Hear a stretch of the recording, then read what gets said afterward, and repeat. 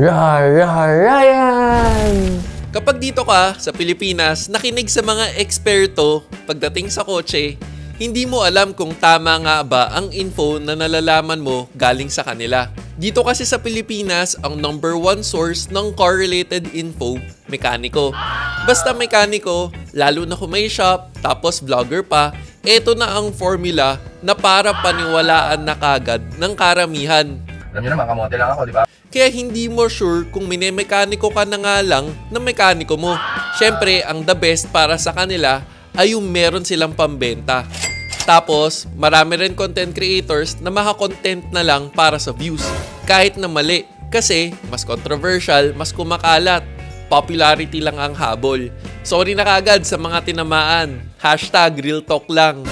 Ito ang madalas na kumakalat na kwento tungkol sa oil viscosity. Example na lang yung mga nagsasabi na walang kwenta raw ang 0W at 5W dahil wala naman daw snow sa Pilipinas. Sa Pilipinas,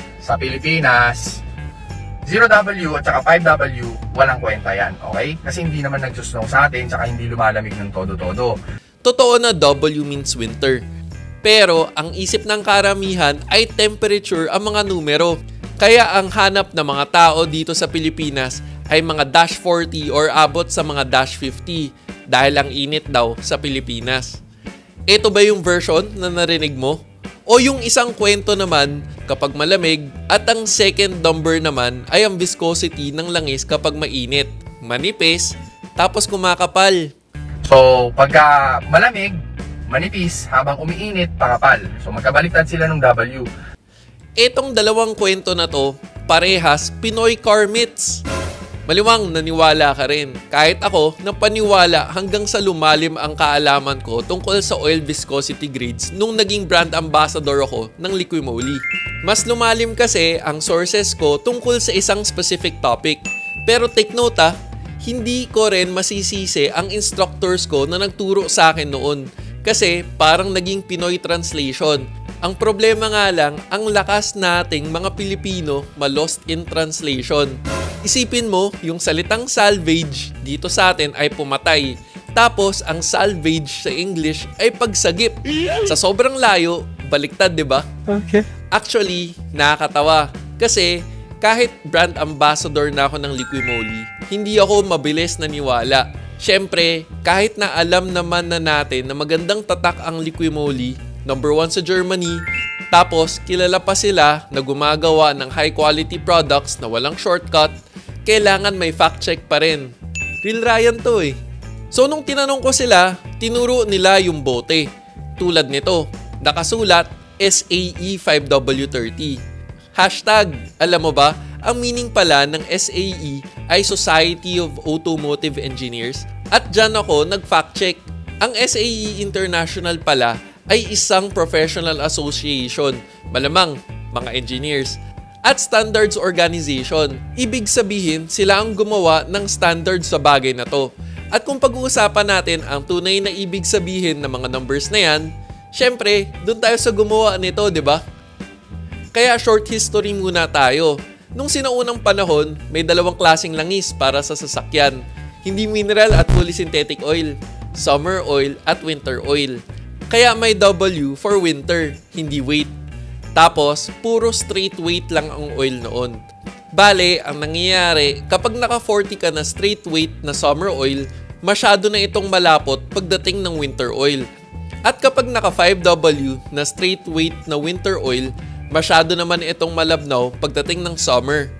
Kaya gumawa sila ng multigrade oil para pwedeng gamitin kahit anong season. Naghahanap ka ba ng magandang engine oil para sa kotse mo? Liquimoli mo na yan! Tapos, Moligen, para the best, para sa longer engine life and lower fuel consumption. Sa technology na Moligen, sure na maximized ang engine performance and engine protection to the molecular level. Kaya para sa next change oil mo, Moligen ng Liquimoli mo na yan.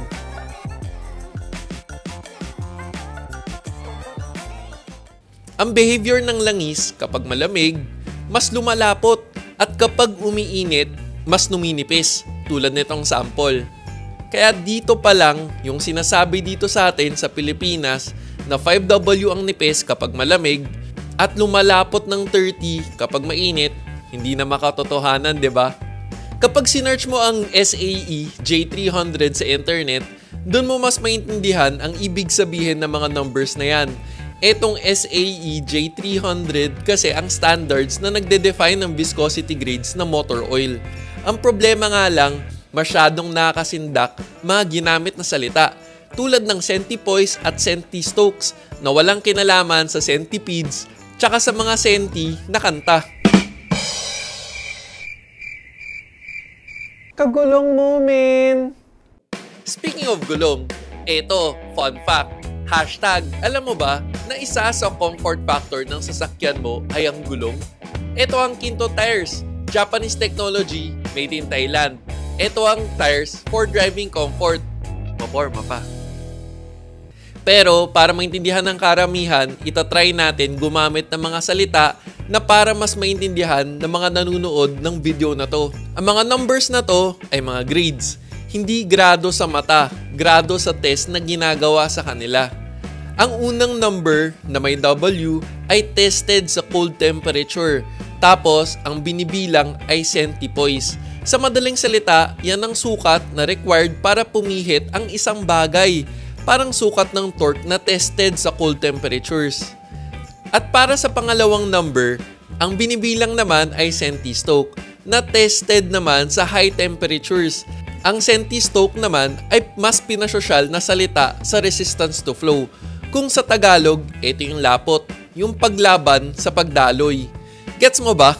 Ang unang number ay grade sa sukat ng pagpihit sa malamig at ang pangalawang number naman ay grade sa sukat sa paglaban ng daloy sa mainit. Kaya hindi ito yung manipis na kumakapal at hindi rin ito yung basehan ng temperature. Ito nga 0W20 na kung sa maling akala ng mga tao dito sa Pilipinas pang 0 degrees hanggang 20 degrees, tingnan mo yung range ng ambient temperature niya. Hanggang -30. -30 degrees hanggang 40 degrees Celsius. Mas lampas pa yung arrows. Ibig sabihin, or more pa. By the way, ang second number nga pala ay tested sa 100 degrees Celsius. Yan kasi ang test ng optimum running temperature ng karamihan ng makina. Minsan, mas mataas pa. Gets naman no? Teka, naiisip ko na, ano ang naiisip mo ngayon? Anong tamang langis ang gagamitin para sa kotse mo? Tama ba?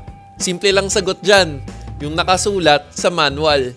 Para masabi kasi na ito ang tamang langis para sa makina mo, dapat tama ang lubrication nito para sa makina.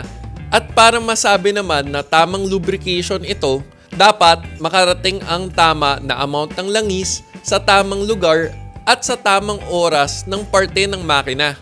Ang pagpili kasi ng engine oil ng isang car manufacturer ay depende sa kanilang design ng makina. Kung anong purpose nila sa kotse. Madalas, ang mga mas modern na makina ngayon designed na para sa fuel economy at emission standards para sa environmental considerations. Mas maliit na rin ang oil galleries na mga mas modern na makina for efficiency. Kaya madalas, maninipis na langis na ang recommended ngayon. At syempre, dahil ang car manufacturers ang mas may alam ng makina. Makina nila yan Hashtag, alam mo ba na 80% ng engine wear ay nangyayari sa unang start mo ng makina galing sa cold start? At ang paggamit ng mas makapal na langis, naisip ng karamihan ng tao na mas makaprotect dapat ng makina mo, pwede pa palang mas makasira ng makina. Kasi nga, dapat right amount, right place, at the right time. Pwedeng mahirapan dumaloy sa parte ng makina na pwedeng mas mapaaga ang deterioration, wear and tear, and poor combustion at mas mababa na fuel economy. Sana sa episode na to, alam mo na ano ang tamang langis na gamitin para sa kotse mo. Pero kung ano ang magandang engine oil, liquimoli mo na yan. At syempre, pasalamat rin tayo sa brand na to sa pagbigay ng tamang impormasyon tungkol sa mga maling akala natin tungkol sa langis dito sa Pilipinas. Hashtag, alam mo ba na may oil guide ang Liquimoli mula sa car manufacturers? Nagulat ako na meron silang ganon. Pero mas nagulat pa ako pagkatapos. Kaya pala na meron silang oil guide mula sa manufacturers ay dahil naiimbitahan pala sila ng car manufacturer sa development stage pa lang ng kanilang mga makina. Kung nakadagdag kaalaman tong episode na to sa'yo, please hit the like button. At kung hindi ka pa nakasubscribe, baka naman para updated ka sa mga relevant at informative car content. Sana nakatulong. O teka, pag may nakalimutan man ako, comment down below. This is me, Real Ryan, bringing you real talk, real experiences, and real reviews. Don't forget to subscribe, like, and click the notification bell. Thank you for watching. Peace.